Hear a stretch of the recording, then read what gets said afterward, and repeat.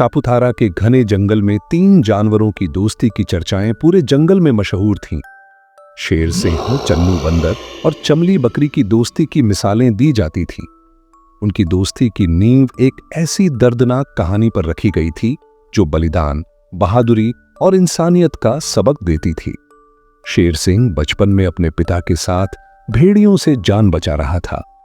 शेर सिंह के पिता विक्रम सिंह जानते थे कि वे अब ज्यादा देर तक नहीं भाग सकते, इसलिए उन्होंने शेर सिंह से कहा कि वह वहां से भाग जाए। लेकिन शेर सिंह ने मना कर दिया। वह अपने पिता को अकेला छोड़ने को तैयार नहीं था। उनकी बहस के दौरान भेड़िए वहां पहुंच गए और विक्रम सिंह को घेर लिया। एक भेड़िए ने तंज भरे लहजे में कहा कि वह तो पहले ही उसे मारने की कसम खा चुका था। विक्रम सिंह ने अपने बेटे को छोड़ देने की गुजारिश की, लेकिन शेर सिंह ने डटकर जवाब दिया कि वह शेर की औलाद है और शेर की मौत ही मरेगा। भेड़िए ने विक्रम सिंह को मारने का हुक्म दे दिया। शेर सिंह ने गुस्से में ऐलान किया कि अगर उसके पिता को कुछ हुआ तो वह इस जमीन से भेड़ियों की नस्ल मिटा देगा। भेड़िया हंसा और जैसे ही वह हमला करने वाला था, एक बड़ा बंदर और उसका बेटा चन्नू वहां आ गए। बंदर ने ऐलान किया कि जब तक वह जिंदा है, शेर सिंह और उसके पिता को कुछ नहीं होने देगा। भेड़ियों ने बंदर पर हमला कर दिया। बंदर ने अपने बेटे चन्नू को आदेश दिया कि वह शेर सिंह को लेकर वहां से भाग जाए। चन्नू तुरंत शेर सिंह को लेकर एक पहाड़ी की ओर भागा, जबकि बंदर और विक्रम सिंह बहादुरी से लड़ते हुए जान दे बैठे। पहाड़ी पर पहुंचकर शेर सिंह ने खतरे की आशंका जताई, क्योंकि वह इलाका खतरनाक बाझों का था। जैसे ही वे दोनों वहां पहुंचे, खतरनाक बाझों ने उन्हें घेर लिया।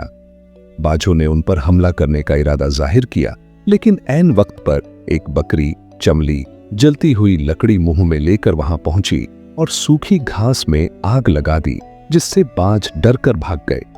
चमली ने उन दोनों को अपने घर ले जाकर शरण दी। वह इलाका बाजों से खतरनाक था, लेकिन चमली ने उन्हें बताया कि वह बाजों से लड़कर वहां रहती है, क्योंकि उन्हीं बाजों ने उसके माता पिता को मारा था। उस दिन से वे तीनों अनाथ बच्चे एक साथ रहने लगे और समय के साथ उनकी दोस्ती और भी मजबूत होती गई। समय बीतता गया और शेर सिंह जंगल का राजा बन गया, लेकिन इसके बावजूद वह घमंडी नहीं हुआ, बल्कि चन्नू और चमली को हमेशा अपने बराबरी का दोस्त मानता रहा। एक दिन 3 अन्य जानवर, भालू, हिरनी और लोमड़ी, पानी की तलाश में जंगल से बाहर निकले और एक तालाब पर पहुंचे। वहां उन्होंने एक घायल भेड़िए और बाज को मदद के लिए पुकारते सुना। लोमड़ी और भालू डरकर उनकी मदद करने से इनकार कर बैठे, लेकिन हिरनी ने शेर सिंह की बात याद दिलाई कि दुश्मन हो या दोस्त, मुसीबत में उसकी मदद करनी चाहिए। इसलिए वह उन दोनों को उठाकर शेर सिंह के पास ले आई। शेर सिंह ने घायल दुश्मनों की मदद करने का आदेश दिया, लेकिन चन्नू और चमली इस पर नाराज हो गए। वे इस बात पर राजी नहीं थे कि उन दुश्मनों को माफ किया जाए जिन्होंने उनके परिवार को मारा था। शेर सिंह के जोर देने पर चन्नू और चमली नाराज होकर उसे छोड़कर चले गए। शेर सिंह उनके जाने से दुखी हुआ, लेकिन उसने घायल जानवरों की मदद जारी रखी। बाज और भेड़िया ठीक हो गए और शेर सिंह का शुक्रिया अदा करके चले गए। कुछ दिन बाद शेर सिंह अपने बिछड़े हुए दोस्तों की तलाश में निकला, लेकिन रास्ते में कुछ खतरनाक भेड़ियों और बाजों ने उसे घेर लिया।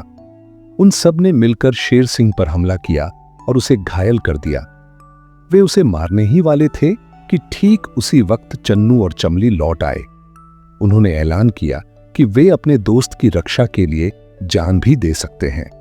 दुश्मन हंसने लगे कि एक बकरी और बंदर उनका मुकाबला करेंगे, लेकिन चमली ने उन्हें ललकारते हुए कहा कि अगर वह रावण से टकरा सकती है तो ये दरिंदे उसके लिए कुछ नहीं। शेर सिंह अपने दोस्तों को देखकर खुश हो गया।